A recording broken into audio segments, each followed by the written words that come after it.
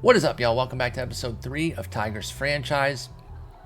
It is November 28th. We've got a lot to go through, including some huge news with the roster. Let's get right into it. As you can see, the Boston Red Sox are the World Series winners for 2023. They defeated the Dodgers 4-3 in a thrilling 7-gamer, and it was a 3-2 game in the 7th there.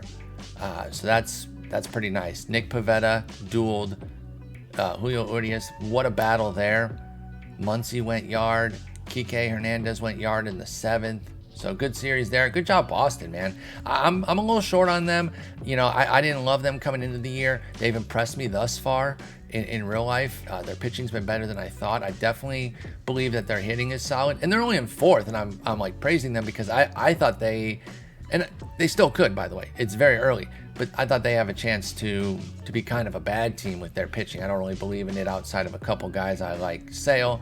I like Whitlock, Bayo. I'm kind of in on Houck too. I guess that's 4 guys. The problem, though, is the health and what kind of volume you're going to get from those 4 guys. Let's see who led their pitching here. Whitlock was excellent. Oh, Paxton.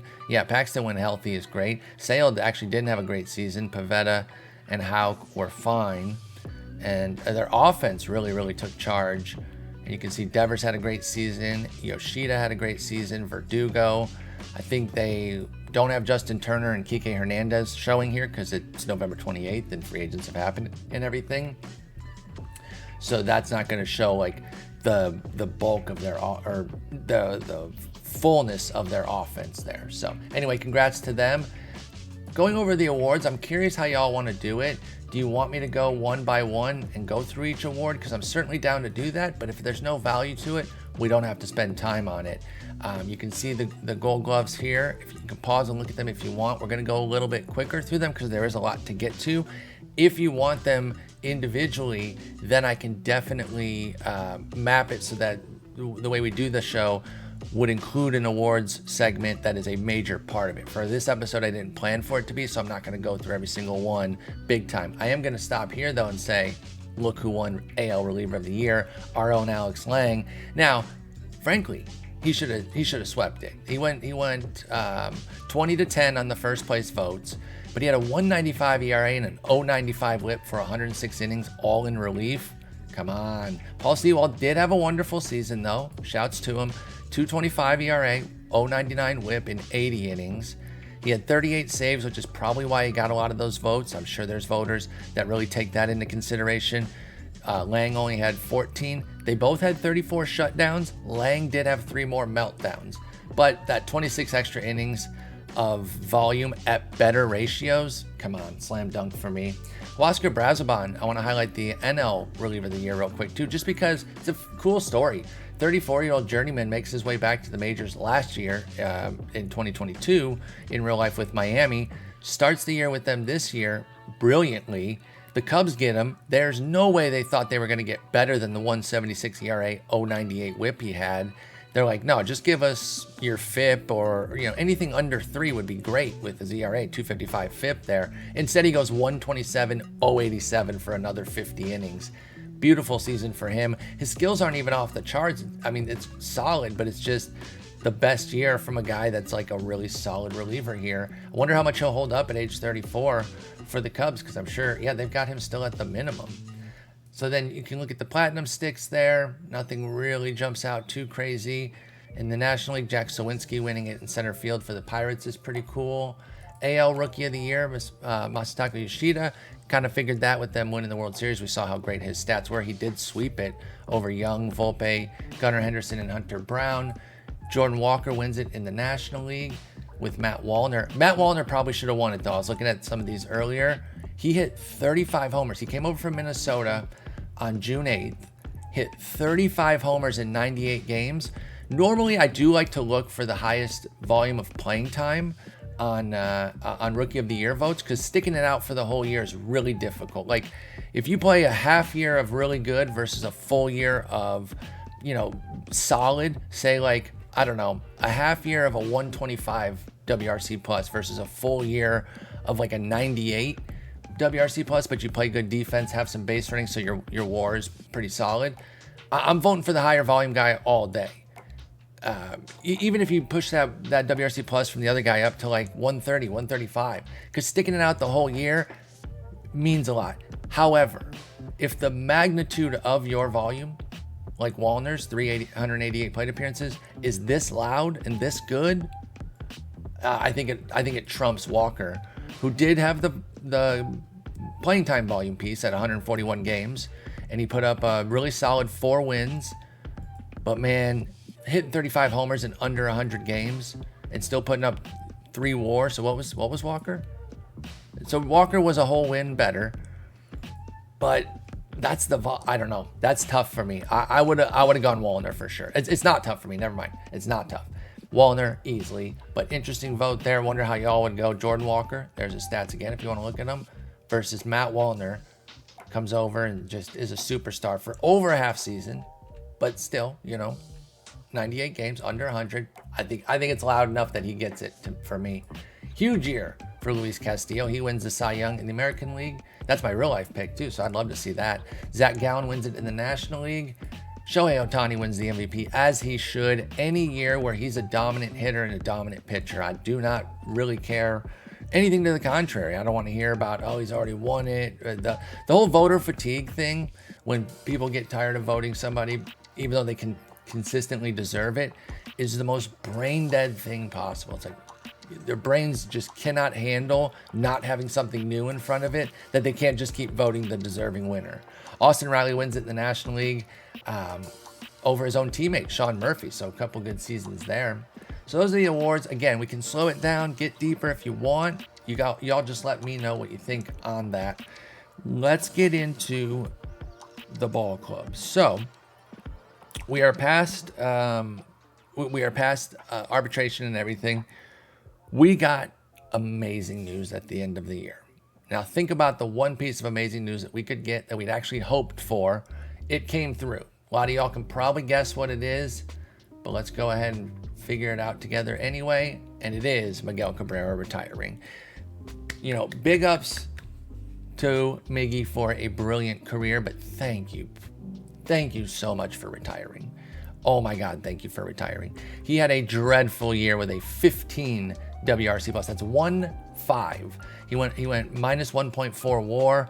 It was bad. He realized, he asked for a trade at one point. The audacity of him to do so, as if we could possibly trade him. But I'm not mad at him. It's all right. Water under the bridge. He retired. That was immediate news that we got. We also got the budget moving up to $150. I got to be honest, I don't remember what it was. Survey said. All I know is that when you pair Miggy leaving with this news here, this budget news, and all the other dust that has settled, we're rich. We have $86 million. Holy crap. Now, it's not all going to be for players. First off, there's not $86 million worth of players that are worth getting to make us a playoff contender yet. The way we're going to do that is we're going to go over here to the far right. Oh, not like that. We're going to go to the right side of the page, and we're going to make some moves there. This development budget is going way up. We're putting $30 million off rip there. And then $22 million in the scouting budget. That still leaves us $54 million. In fact, I'm inclined to go 25 there and 31 here, just so it's 50 mil there. That's still plenty to make moves, and we might have some left over. I think 35 or 36 is the max on the dev budget. I don't know what the max is on the scouting, but either way, those are going to be massive infusions. We need our personnel to go out, churn some quality prospects from our current organization, and obviously start bringing in some more as well. But hopefully some of the guys that we've already got that have some upside, we can turn them into, big time guys, and others that maybe don't have that upside just yet. They're more in the 35 and below range. Let's pull up you guys up from there into the green and make them 55 plus potentials. Would love to see that. Hopefully I've equipped them with the ability to do so with all those finances. So we made some personnel moves. Let's go ahead and get in there. And we pretty much remade AAA and AA right now. Now, because you pretty much get a a set number of guys every year that are going to be interested in your organization, it's hard to overhaul it all at once. So I'm starting up at the upper ends of the minors here. You can make the case, start at the bottom, start building from square one and work up from there. Yeah, I mean, you could, but I'm more of the mind that I want the guys that are already kind of in the high minors, that we have some interesting prospects there. I want those guys to develop, and I want to put the finishing touches on them with some premier personnel, because we've got a handful of guys here. You can see it just right now with Wilmer Flores, Reese Olson, Manuel Sequeira, Roberto Campos, and Jackson Jobe. Those are 5 greens right there. That's not a ton, right? I mean, you can count on one hand how many greens you've got, and green is just 55 overall or higher for their potential. If you can count them all on one hand in your upper minors, you're running a bit light. However, it's what we're working with right now.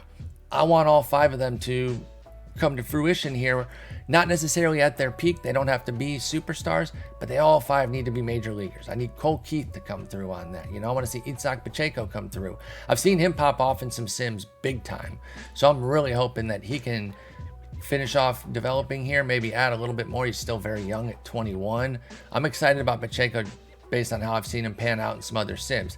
That doesn't guarantee anything, but it is nice to see a player regularly pan out in your other sims now that you're controlling the ship that he's on. Hopefully Pacheco does some things for us. So anyway, putting that big money in there.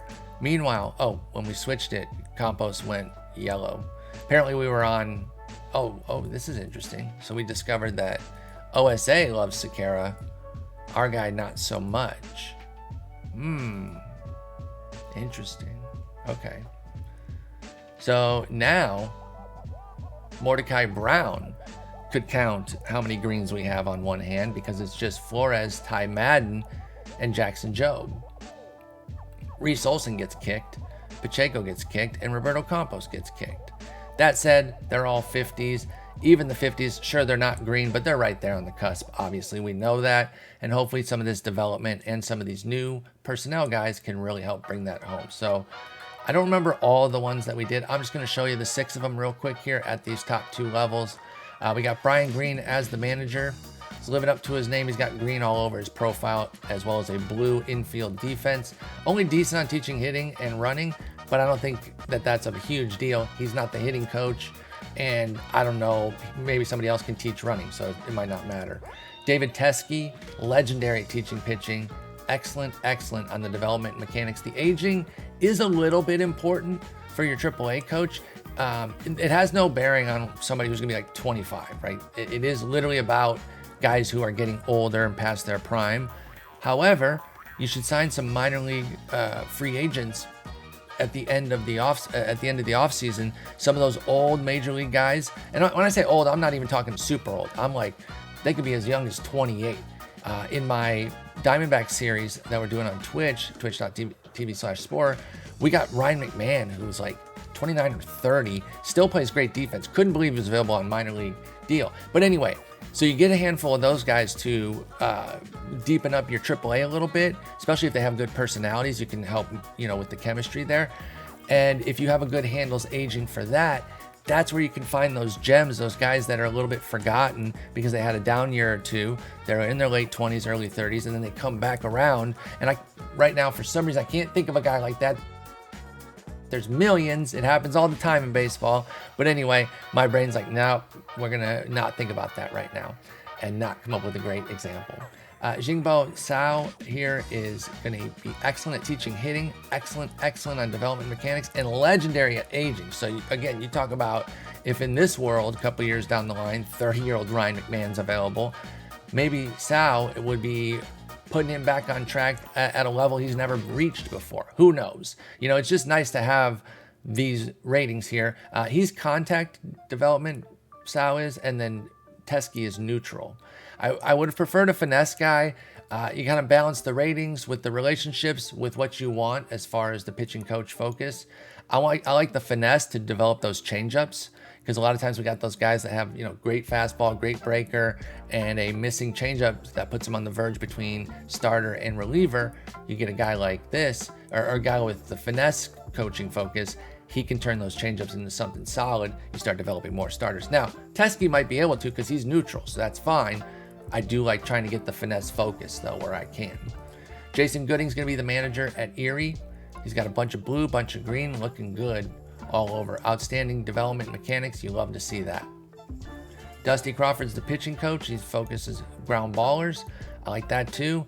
I don't mind that necessarily. Again, was looking for finesse, the way everything matched up, ground ball focus with green on everything, good development, excellent mechanics, good pitching, good at teaching pitching, excuse me, and with the good relationships, that was good enough for me.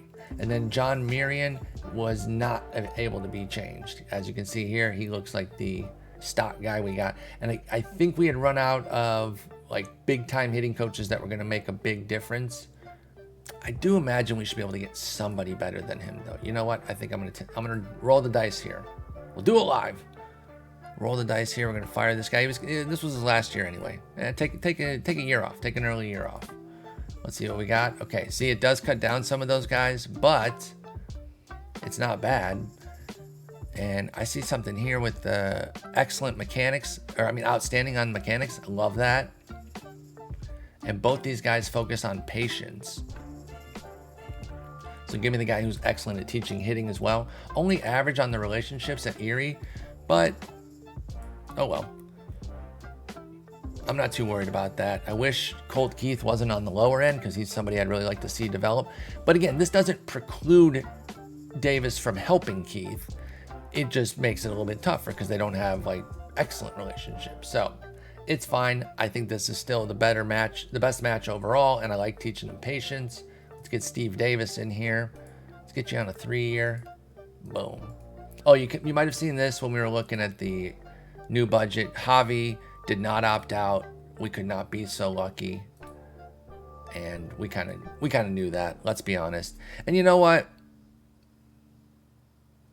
We still got a great defender here, okay? And look, I've been in my last 2 sims playing Edwin Arroyo. And this is what Edwin Arroyo basically looks like. And I play him every day. So it'll be fine. Edwin Arroyo doesn't cost 25 million, but forget about that part. There is playability still. The money is spent, right? So we can hand wring about that and cry and carry on, or we can figure out how to win with him right now, because we're not going to trade him. We're not. He had to opt out there, or we're riding it out. We might trade him late, I'll say, but we're not going to dump him right now. I don't want to pull anything. We got the Miggy gift. We're going to deal with this. I think if you just trade out of everything difficult in a rebuild without any real pain from doing such trades, and in this case, it would definitely take some pain. So that is good. In fact, you can't even really get a deal done unless you go work one. But I think if you do that, it kind of takes away from doing the rebuild. I'm not going to tell people how to do it. I'm saying for me, I don't want to get out of every hurdle easily. Some of them I kind of want to, see if we can deal with it. So we're keeping him. We had no choice, like I said. Arbitration, there was nothing too crazy in arbitration. We signed everyone beforehand. International amateurs, first round of scouting has come through. We got to lock these. And we can do the second round here. I saved it. Oh, I'm glad I didn't sim too far and skip November. That would have been bad. This could be an insane class. There's 4 guys with potential over of 100 or higher. Crazy. I've seen like 1 every once in a while. This is the most disgusting class I've seen. Now, boom, just like that, it's down to 2. With the others going to 80 and 85, which is fine. We expect that. I wouldn't be surprised if it's down to 1 or none by the time we scout December and January as well. You get these lofty projections with these young guys. This happens in real life too. You hear about some 17-year-old. They said he's freaking Ronald Acuna and Eric Davis combined with Ozzie Smith's defense multiplied by Cal Ripken's ability to stay on the field. Plus, he could be Greg Maddux on the mound if he wants. He's 12. So we put a 125 on him. It's like, we got it. So anyway, we'll see how this goes, but we're getting it started. A lot of hitters here. It's a light pitching class. They often are, but they've been better in the new setup. In the previous setup where you just kind of put your money on the one guy, try to get him, if not move to the next, kind of boring. Pitchers were very rare. At least in this new setup, there's more there's more pitching on a year-to-year basis. Let's go over the team and take a look at how everyone did last year. Well, everyone that we still have on the team. Zach Mckinstry led the offense with a 3 WAR. Great season out of him. 21 homers, 305, 362, 524. He's a keeper. I'm loving it. Austin Meadows put up a win and a half in 128 games, 21 homers, solid bat, 112 WRC plus, a sub 2 WAR though. I mean, you can round it up to 2, but he's got the double 45s. This is a profile that can be tough, sort of that 3 true outcome profile. Now, he's not striking out a ton, so he is kind of maintaining, despite the 45-45 on contact avoid K. I like that the work ethic's still there. 28, kind of a pivotal year. It could still have some superstar years though, right? That's not out of the question. We'll see how it goes. Obviously, he remains a big piece of this team.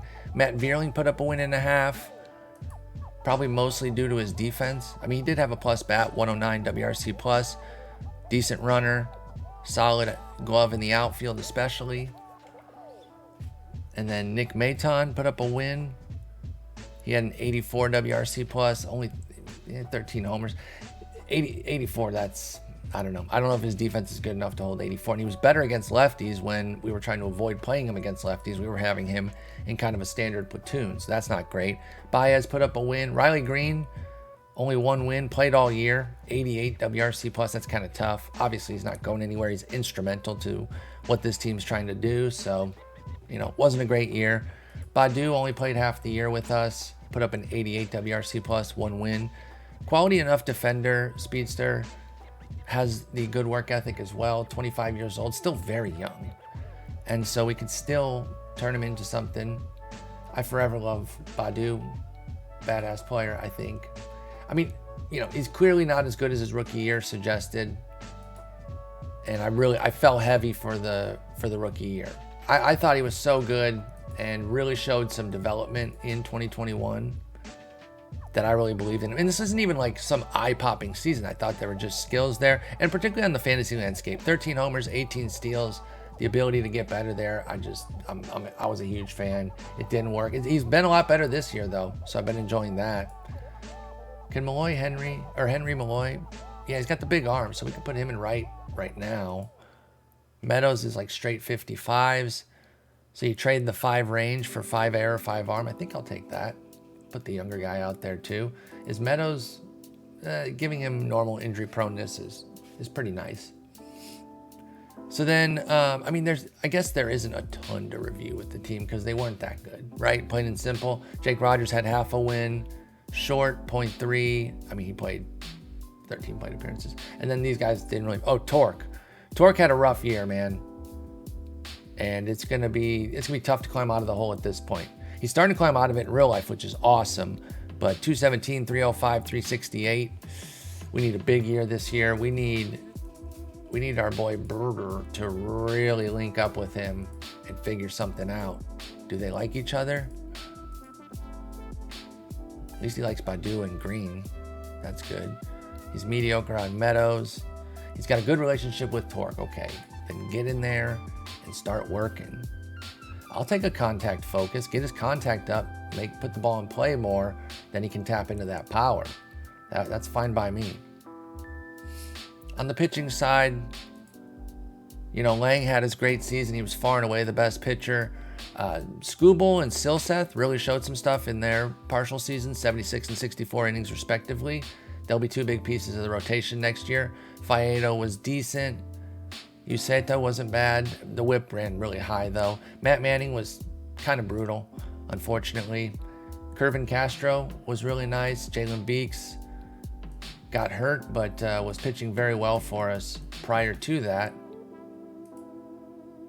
He was 7 2/3. Hard to really judge, but he was sparkling with a 33% strikeout minus walk. Might not have held at that level, but probably would have stayed good, I think. Joey Wentz, we tried him out in like the stopper role, a little bit of starting. It was a mixed bag. I mean, the 13% strikeout minus walk isn't that bad. There were some positives, but too many homers, just like in real life, and it's a problem. Now, this leads us to our first big move of the offseason. I made a trade. Actually, right before I started recording, I traded for Aaron Ashby. Now, 65, 60, 45 with 45 stam puts him on that line. He can be a hybrid guy, starter or reliever. I mean, he's got the arsenal to be a starter for sure. The control and the stam say he could be an elite stopper. I've got him in the stoppers role right now, but if we need him to start, we certainly can do that. He goes down to a 60 stuff. So I traded him for Jesus Sanchez and Will Vest. Jesus Sanchez had some juice in the market, y'all. I thought this was the best move for a future standpoint too, because Ashby is young and he's signed. So you see that we didn't get a great season out of Sanchez, claiming him off of waivers. He was an 83 WRC plus, a flat 0 WAR. He just was. We'd have had pretty much the same effect with a minor leaguer, basically. But he's better than that, I believe, and probably would have been somebody that we would have continued to work with. But we ended up seeing him as a little bit of a redundancy, right? Because we have Carpenter, Meadows, Badu, Green, and Sanchez.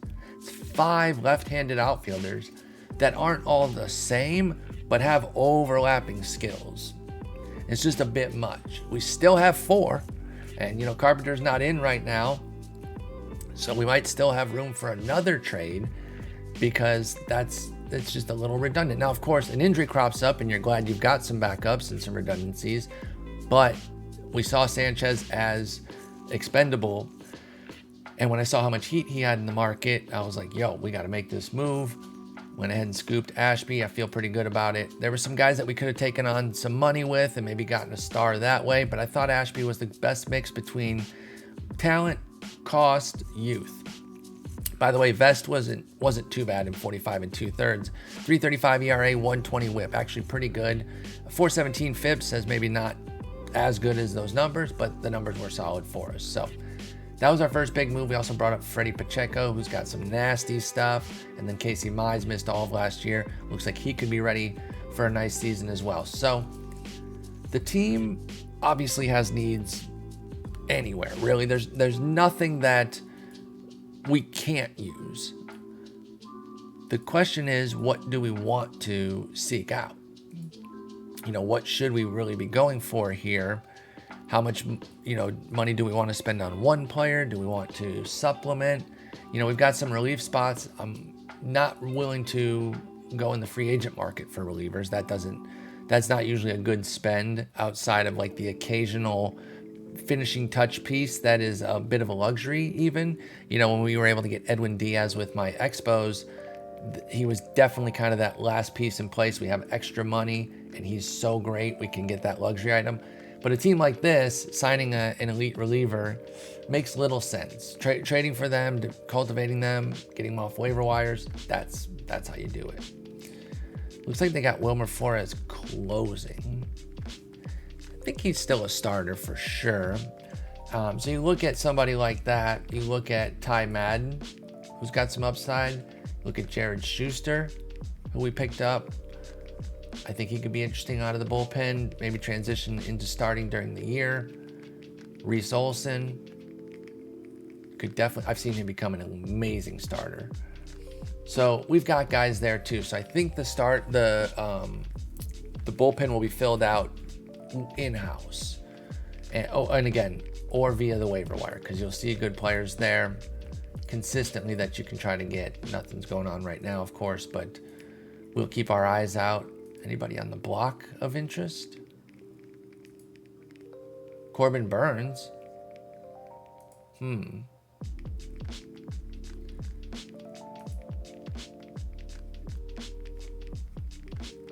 Final year of Corbin Burns.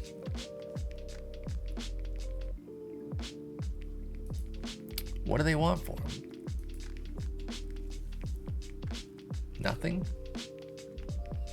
Or do we just have to put something in and see where y'all are at? Okay. It's probably going to be difficult. Meadows doesn't really move the needle. So let's just try to get some names to be drummed up here. We're not necessarily committing to anybody here that we're adding.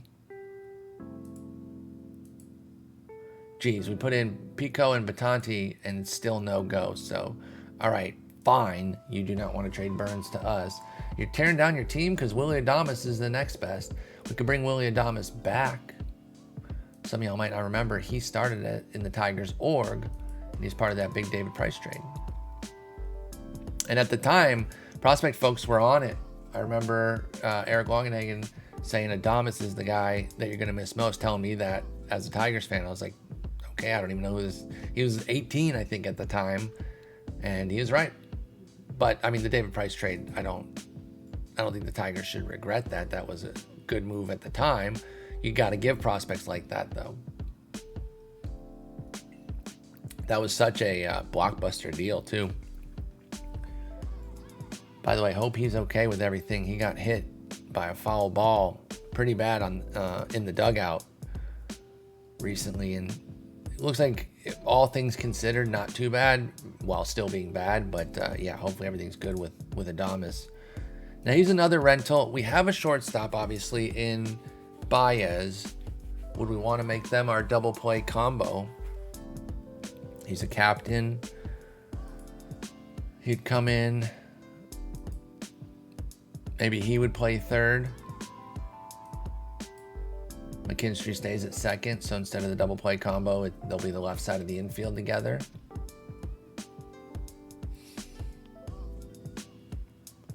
Tough part is, I almost wish he had more gap power because of our park.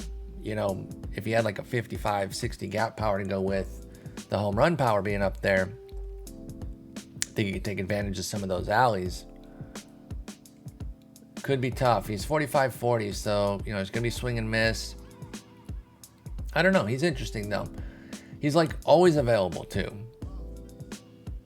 And sometimes he fades quickly. Other times he holds on strong with his bat. His glove's always there. But we'll see about Adames. He's durable. Curious what y'all think on that. Would we want to do something? Seems like they don't have unreasonable ask. I mean, we could do Maton straight up. That's interesting too, especially given our righty-lefty situation. We're a bit lefty-heavy, not just with outfielders, but just in general. If you look, we've got the outfielders, Maton, Mckinstry. So in our current lineup, because Maton was in the third base spot, there's 5 lefties. So, I mean, not dire. But getting a righty certainly doesn't hurt. Let's say that. So they take 20% of it. Basically costs us $9.8 million. You know, Maton, I'm frankly surprised he doesn't have more power for the bursts of power that he's shown. But maybe he lost. No, he didn't lose any. I'm surprised he didn't come in at like a 50 maybe with a 55 potential. He's got some pop. He kind of goes for it consistently though. And it causes them to have some pretty bad swing and miss issues. This seems like a pretty interesting deal, though. I'm kind of curious if this is the kind of deal we want to make. We could kind of see how it's going for a while with Adames as well, to determine whether or not we'd want to give him an extension, perhaps. If he has a huge year and he becomes, you know, cost prohibitive for us, maybe we can give him the QO. I think you can give him the qualifying offer if you trade before the season, like we would be doing here. So I don't know. I'm gonna leave that one on the table right now. I'm definitely curious what y'all think on that deal. So I do think third base was kind of one of the spots that's open. We could upgrade over Malloy specifically, but we could just as soon put Carpenter in there. So I don't know that the outfield is necessarily open. I think we're going to go with the 3 lefties here, Baddoo, Green, and Carpenter. We're going to stick with Baez at short, McKinstry at second. I'm going to ride with Torque another year, y'all.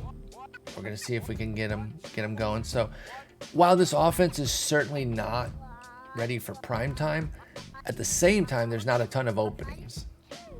I did bring up Dingler. He's going to be the backup. You know, he's not much of a hitter, unfortunately, with double 35s, but he's a backup catcher. He doesn't have to be that much of a hitter. He's got 60 ability, 70 arm.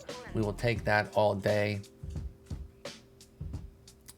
And then on the pitching side, you know, we could definitely use more pitching. You can never have too much. That's a cliche for a reason. It is so very true, and this game will punish you if you think otherwise too. Even if you're like, oh, we've got enough pitching. The game will hear you say that and will stomp on your face. I speak from experience. And I always put 6 starters out for the offseason to see who first man up is, should we get an injury. Truthfully, it's probably Ashby, but I'm slotting him into the stopper role right now to see how that looks. Frankly, we could start him. We could do this and then put old Beeks in the stopper role, because I certainly like him there just fine. He's got 40 stam, so that could work. Or maybe he himself starts. Now he loses 10. I think Ashby only loses 5. He goes 60 and still has the potential to get the 5 back. So yeah, there's a world where we just start Ashby. That'd be fine. And then Faedo maybe is the 6th man. Something like that. Or Manning even. Manning was pretty rough, and his skills do not suggest a super bright future. So, but yeah, I think it'll probably still be a relatively light off season in terms of, like, let's go look at the free agents, but I don't think we're really getting in on any of them. Oh wait, let's look at the international guys. Let's go to the email that has it, because they'll all be together there. All right, here's the gem. Watanabe, 27-year-old, great personality with adaptability, work ethic, intelligence. 50 contact, 70 gap, 70 home run, 60 I, 40 avoid K. The potential to get to 60 contact, 80 gap, 5 more on the home run power. Excuse me. Now we have low confidence on this scouting accuracy right now. By the way, he's like a modest second baseman. Could go in a corner, but has a rag arm. So challenged defensively for sure. That said, that bat is pretty special. And I wonder if having this huge bag of money, that Watanabe might be a good spot for it. I'm not sure I'm ready to go 8 years. In fact, I'm quite certain that I'm not. But I wonder if we could work out a healthy little 6-year. Now, if you know anything about my Sims, I prefer to front load if I can, especially in a situation like this where we do have quite a bit of money, and then we can make it cheaper as he gets older, and as our young guys get more expensive, and that way it's working in concert that way. Let's pop it to 6 real quick here. Let's see what he wants with 25 this year, 20 next.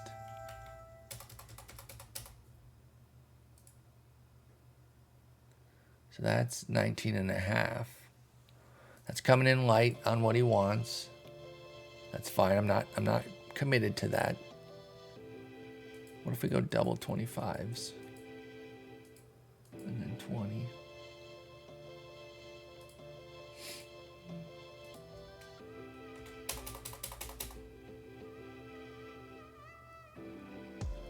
And then 18, 18, 18. With the last one being a team option. Now, you probably won't like that part. 25, 25, 20, and then triple 18s. Hang on, I'm actually going to go back, let that get erased. I want to see what he wanted. Okay. Okay, I'd kind of forgotten exactly how many years of 25 he was originally asking for. Okay, you know what? I will do 6. Let's do vesting. Let's do vesting at 600 plate appearances. Let's do double 25s out front while we've got some money, or we think at least. and then go 17 at the end. That's 20.5 mil. He wants 22.9. That might be too light. Let's at least see where he's at. Okay, he's back to 8.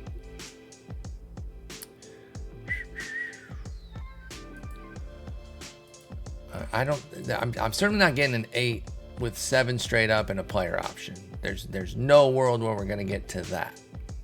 I think I'm gonna work something out.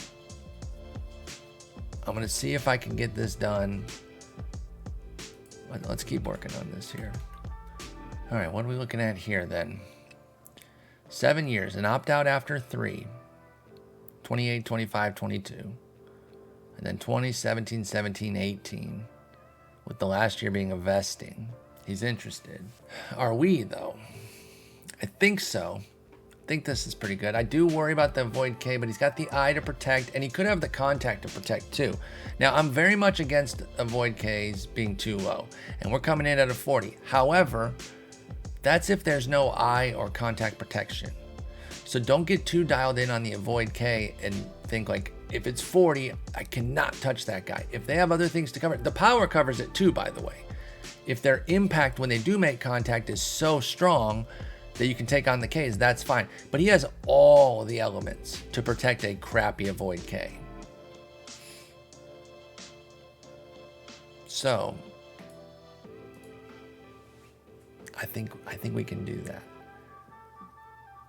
It's a lot, but we're paying the most for the, for the most expensive years there out front when he should be the best.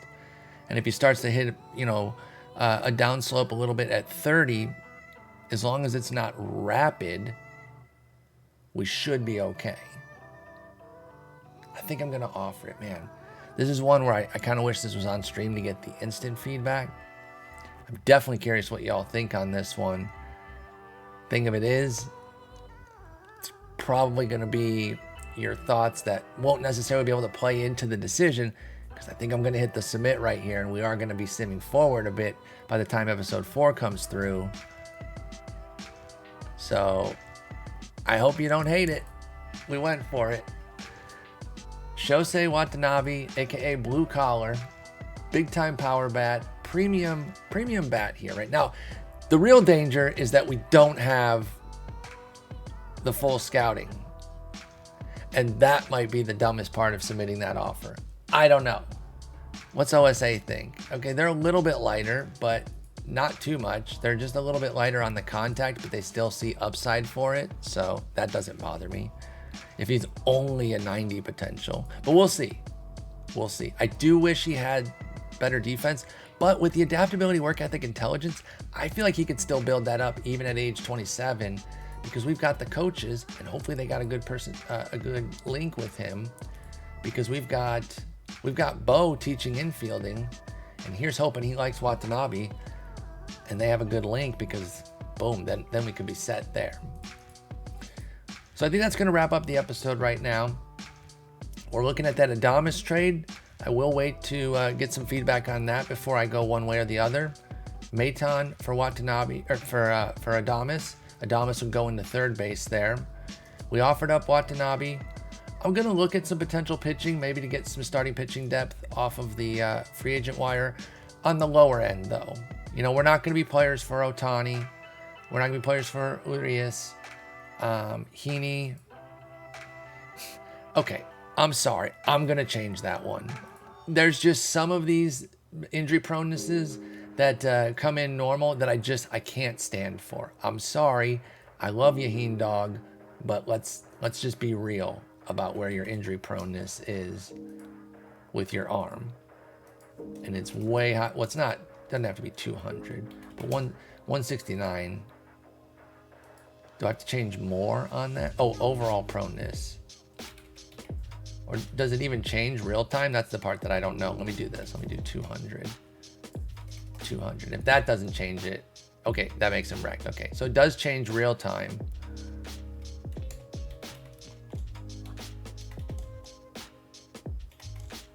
I'm gonna up those, even though I don't know. Okay, he has to be fragile. I'm sorry, he has to be.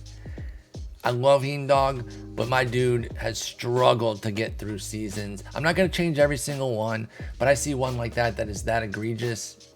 I'm gonna change it.